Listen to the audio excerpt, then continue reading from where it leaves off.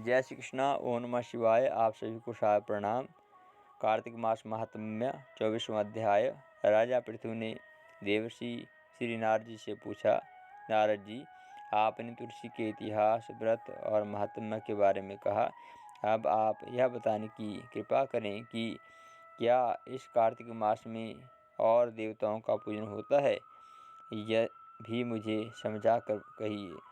तब नारद जी बोले, पहले समय पर्वत के निकट कर्तिपुर में एक धर्मात्मा ब्राह्मण धर्मदत्त निवास करता था। वह विष्णु भगवान के सब व्रतों को करता था। वह भगवान विष्णु के सब व्रत करता हुआ आठों प्रहर उनकी भक्ति में तल्लीन रहता था। एक दिन कार्तिक मास में वह एक प्रहर रात शेष रहने पर जागरण के लिए भगवान विष्णु के मंदिर जा रहा था। तो वह हर प्रकार की सामग्री लेकर पूजा करने के लिए जा रहा था, किंतु उसने मार्ग में एक बड़ी भयंकर राक्षसी को देखा, जिसके बड़े बड़े दांत थे, लपलपाती हुई जीभ थी, बड़े बड़े बाल, बड़े बड़े नेत्र थे, जिसका शरीर नंगा था, मांस रहित था।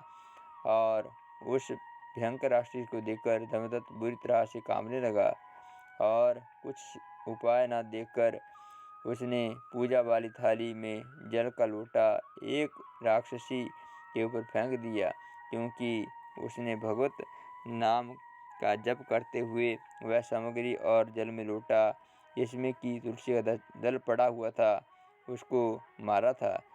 इससे उसके जन्म जन्मांतर के पाप नष्ट हो गए और उसे पूर्वजन्म का स्मरण हो आया। वह हाथ जोड़कर धर्मदत्त के चरणों में पड़ गई और उसने कहा, हे विप्र, मैं पूर्वजन्म के कर्मों के फल से इस अवस्था को प्राप्त हुई। नारद जी ने कहा कि हे राजन, उसको इस प्रकार प्रणाम करते हुए देखकर अति विस्मय हुआ। धर्मदत्त ने पूछा, तेरी यह अवस्था किस कर्म के फल से हुई? तू पूर्वजन्म में कहाँ रहती थी और तेरा कैसा चरित्र था? यह सब कुछ तू मुझे बता दे। तब राक्षसी ने, जिसका नाम कलह था, उसने कहा, मैं ब्राह्मण सौराष्ट्र में भिक्षुक नाम के एक ब्राह्मण रहता था, उसकी मैं पत्नी थी। मेरा स्वभाव बड़ा निष्ठुर था। मैंने अपने पति का कभी भला न चाहा, न कभी उसे अच्छा भोजन और मिठाई खाने को दी। मैं प्रतिदिन उससे लड़ती झगड़ती रहती थी। मुझ पर इस प्रकार की लड़ाका देखकर जब नित्य प्रति कलह से तंग आकर मेरे पति ने दूसरे विवाह करने का निश्चय किया। यह सुनकर कि मेरा पति दूसरा विवाह कर रहा है, मैंने दूसरा विवाह करने से पहले ही विष खाकर आत्महत्या कर ली। मेरे मृत्यु के पश्चात यम के दूत आए और मुझे पकड़कर मारने के लिए यम के पास चले गए। यमराज ने मुझे देखकर चित्रगुप्त से पूछा, हे चित्रगुप्त, इसने क्या कर्म किया है? जो भी कर्म इसने किए हैं, अब इसको उसका फल भोगना होगा।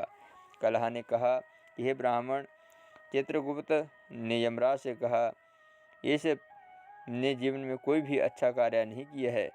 यह सदा अपने मदमस्त होकर पति को खराब भोजन देकर तथा आप सदा अच्छा भोजन खाती रहती थी और इनकी यह सब विष्ठा खाने वाली होगी और अब ये शुक्री को जन्म प्राप्त करेगी, अर्थात अब शुक्री जन्म दिया इसको जाएगा, क्योंकि यह अकेली ही पाक के बर्तन के भोजन करती थी, इसलिए यह अपने बच्चों को खाने वाली बिल्ली हो।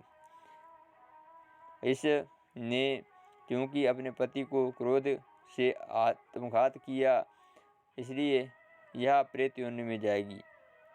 अब आप इन दूतों द्वारा मरु स्थान पर इसे भेज दीजिए।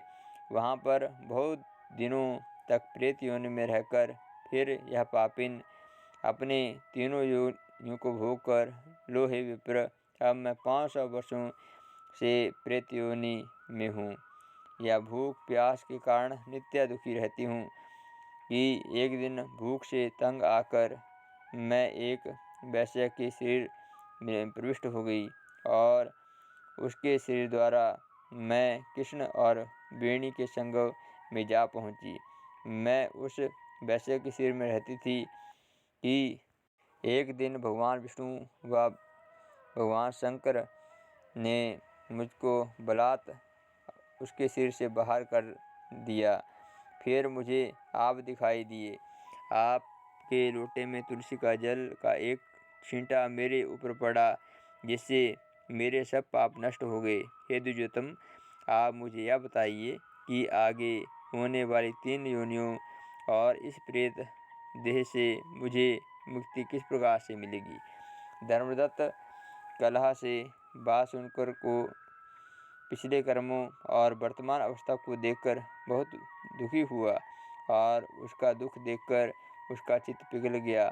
फिर उसने दुखित भाव में कहा, इति कार्तिक मास महात्म्य 24वां अध्याय। आप हमारे चैनल को अवश्य सब्सक्राइब करें, अपने मित्र परिजनों के साथ अवश्य से शेयर करें, ताकि सनातन से जुड़ी आपको और भी रोचक जानकारी लेकर हम आपके समक्ष आते रहें। जय श्री कृष्णा। ओम नमः शिवाय।